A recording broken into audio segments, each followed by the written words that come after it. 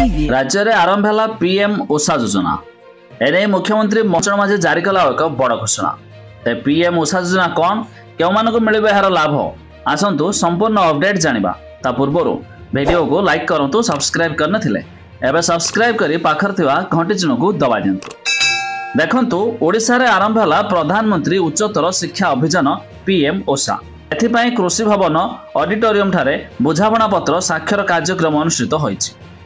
राज्य में प्रधानमंत्री उच्चतर शिक्षा अभियान योजना प्रणयन जरिया विभिन्न महाविद्यालय और विश्वविद्यालय भित्तिभूमि को सुदृढ़ करने सह छात्र छात्री को गुणवत्ता शिक्षा प्रदान कर लक्ष्य रखाई।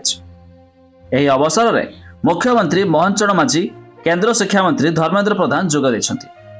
कार्यक्रम में मुख्यमंत्री कहिसन्ति, साक्षरता प्राथमिक शिक्षा वर्तमान एक समस्या होई नै। आमे युववर्ग को किभली साधारण शिक्षा उपर दक्षता वृद्धि करबा ता उपर अधिक ध्यान देबाक पड़िबो। तबे शिक्षा प्रणाली सह ताल दे आमको सही स्तर में पहुंचबार अछि।